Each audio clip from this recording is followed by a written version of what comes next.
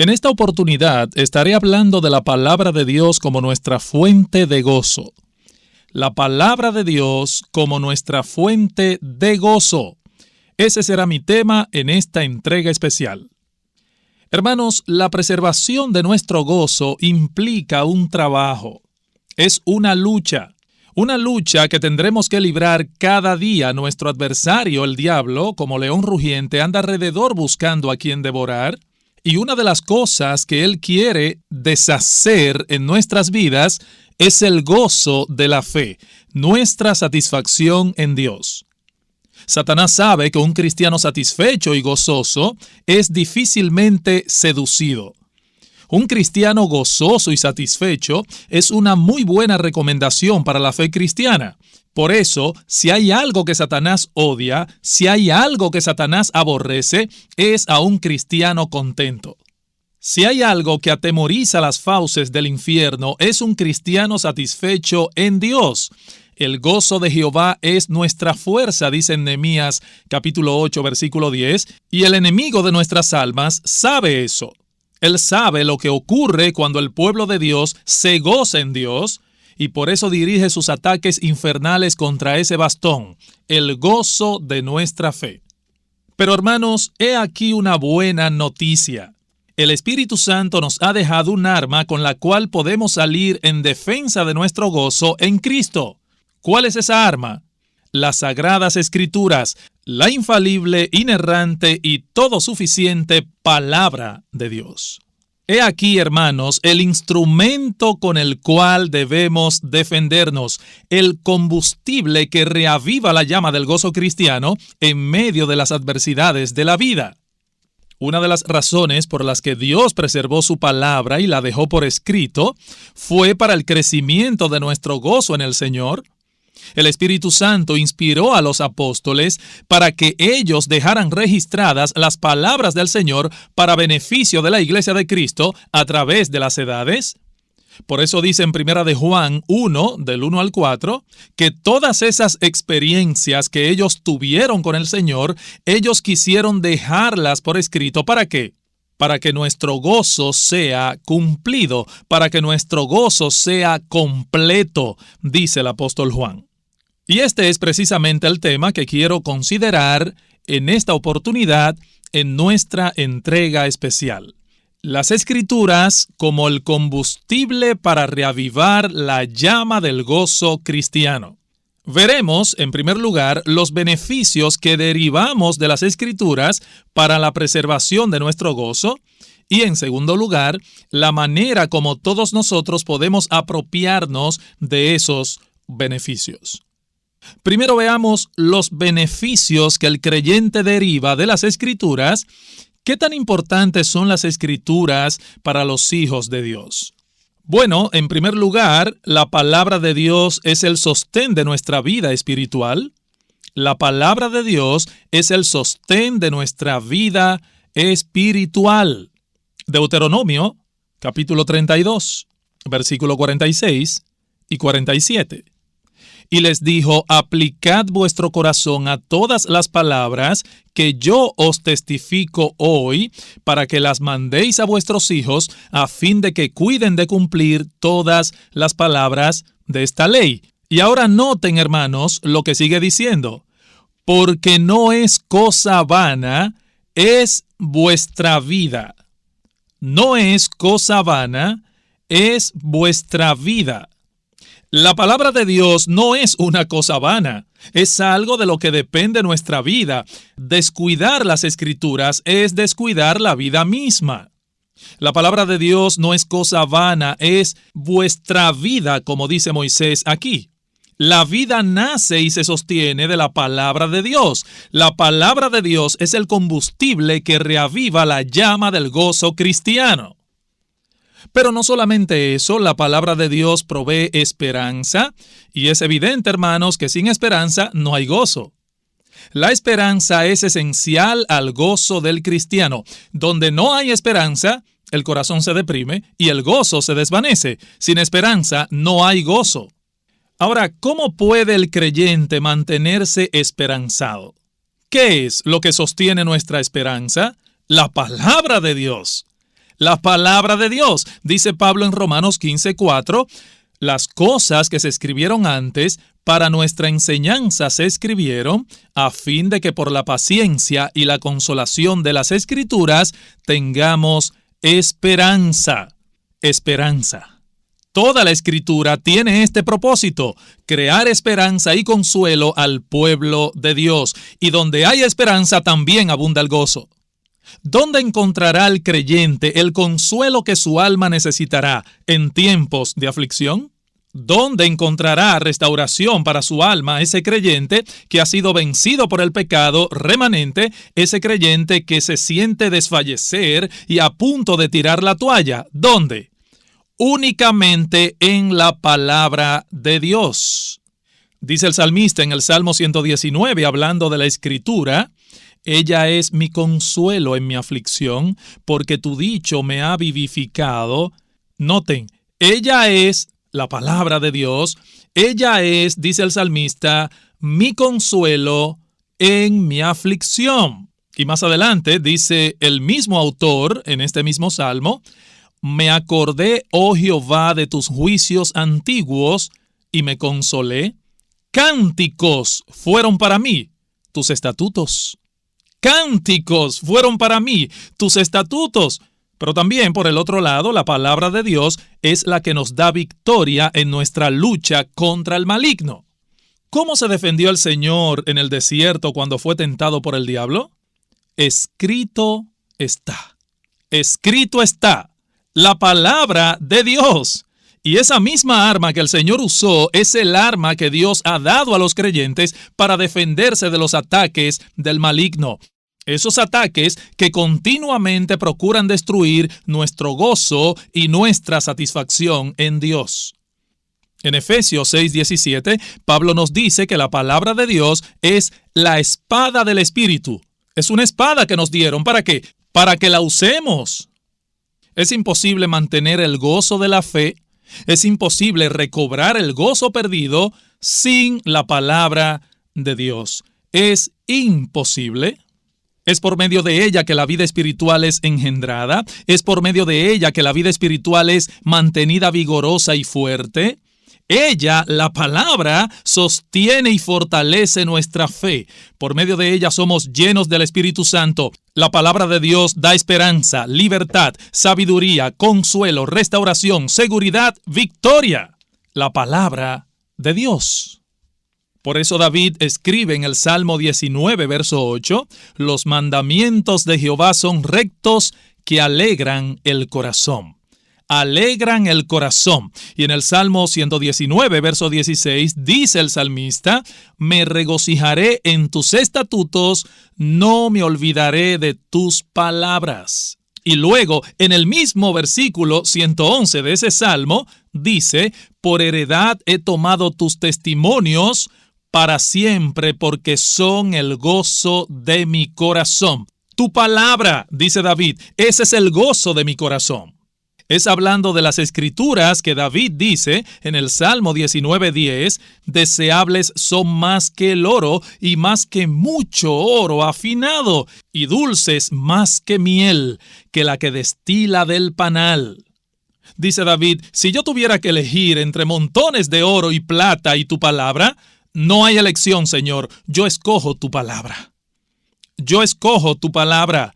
Tu palabra es más deseable para mí, es más valiosa para mí que montones de oro, y es más dulce para mi corazón que la miel que destila del panal. Eso es la palabra de Dios para mí, dice David. Ahora bien, hermanos, ¿cómo es que la palabra de Dios hace todo eso?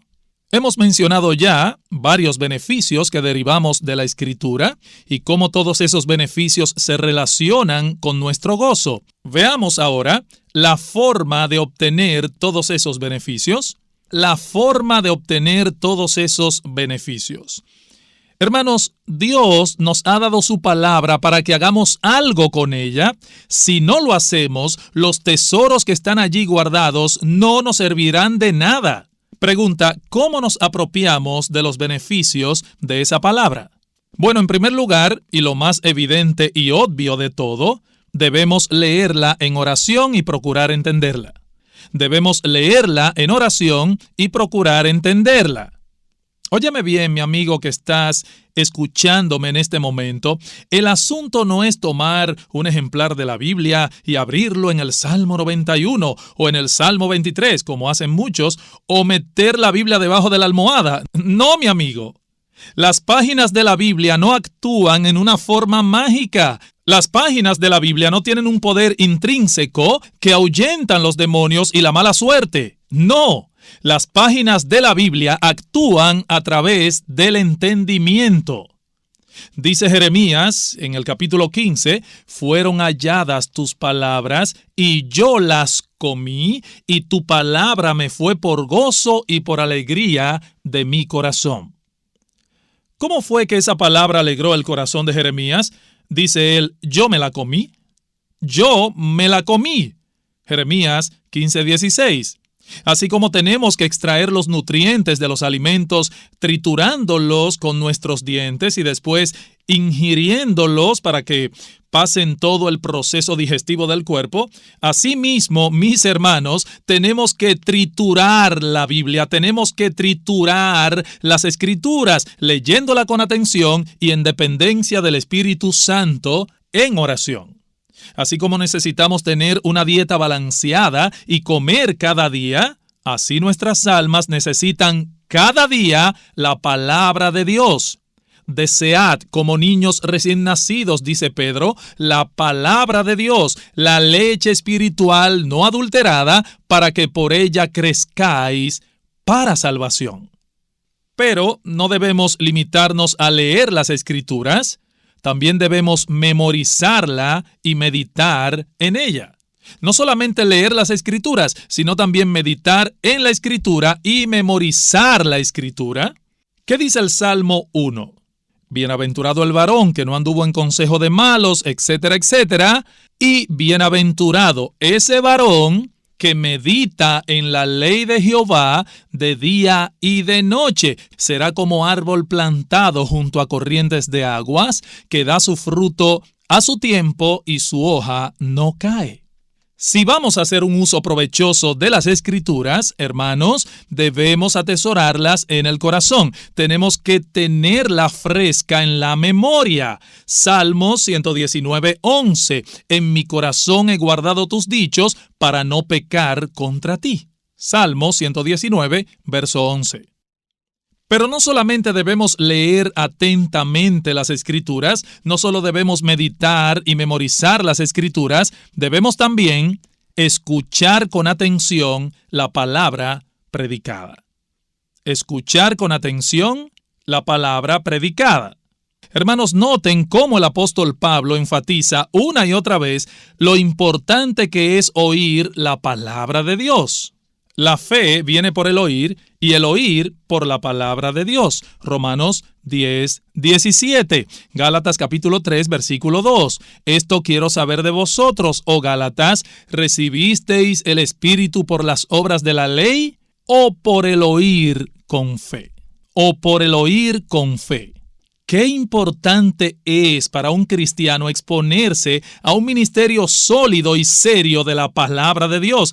Hermanos, qué importante es para un cristiano venir a la iglesia con un oído atento. Habla Dios que tu siervo escucha. Qué importante es para un cristiano que mientras escucha la palabra predicada no comience a racionalizarla en el corazón. Oh, sí, para usted es muy fácil, pastor, pero venga y póngase en mi lugar. Lo que pasa es que, etcétera, etcétera. Hermanos, ¿cuántos problemas nos evitaríamos como cristianos si tan solo pusiéramos atención a la palabra que se predica cada domingo? ¿Cuántos problemas nos evitaríamos? ¿Cuántos chismes dejarían de haber? ¿Cuántos hermanos estarían firmes en su fe? ¿Cuántos estarían gozándose en Cristo solo con poner atención a lo que se predica cada domingo? Es importantísimo que pongamos atención a la palabra predicada. Pero ¿aún hay algo más? ¿Algo que va a coronar todos nuestros esfuerzos? Hermanos, ¿para qué nosotros leemos la Biblia, meditamos en la Biblia, memorizamos la Biblia y oímos la palabra predicada? ¿Para qué? ¿Qué es lo que queremos lograr con todo esto? Desarrollar una forma bíblica de pensar. Ese es el punto. ¿Cómo vamos a obtener todos esos beneficios que hemos mencionado de la palabra de Dios? Desarrollando una forma bíblica de pensar.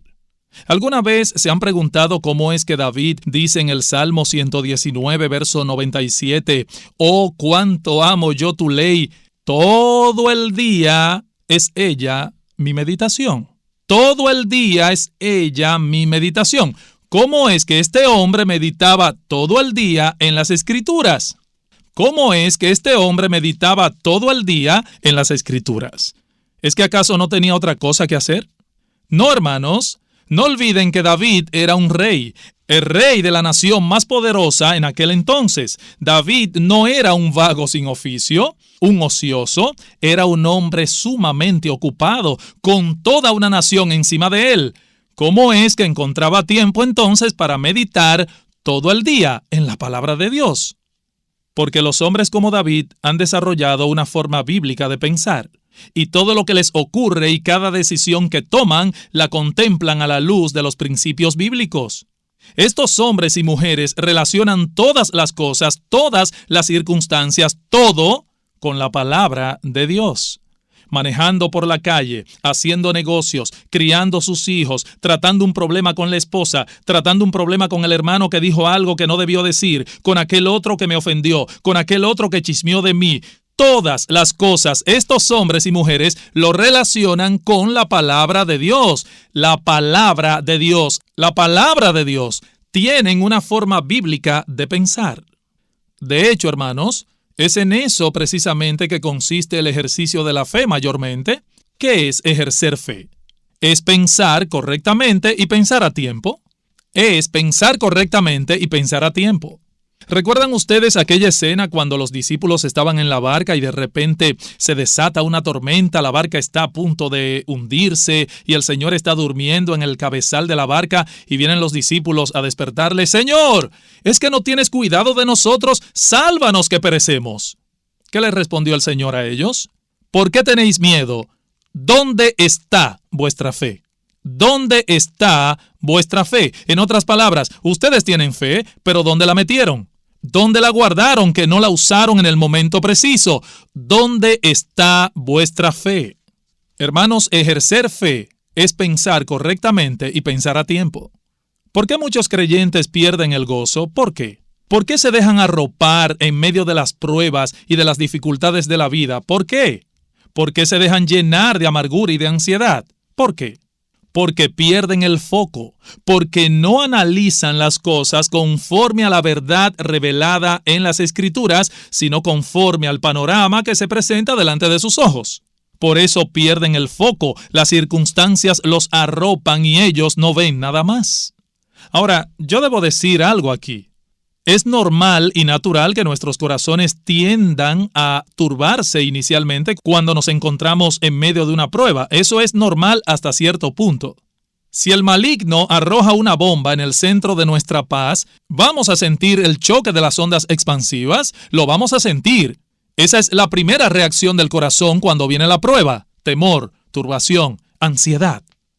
Pero ¿qué hacemos a partir de ese momento? ¿Qué hacemos? Dejamos que esa turbación, esa amargura, ese temor se apodere por completo de nosotros como si no hubiera un Dios en los cielos, un Padre amante que gobierna todas las cosas para su gloria y el bien de su pueblo. Como si no hubiera en las Escrituras promesas sin número a las cuales podemos echar mano en tiempos de adversidad. Como si no hubiera dirección clara en la palabra para la solución de conflictos interpersonales o para manejar el afán y la ansiedad. Hermanos, la ley de Jehová es perfecta. La ley de Jehová es completa. En ella encontramos un manual de vida completo y suficiente. Un manual de vida que debe permear nuestra forma de pensar totalmente. De lo contrario, nuestro gozo se verá seriamente afectado una y otra vez.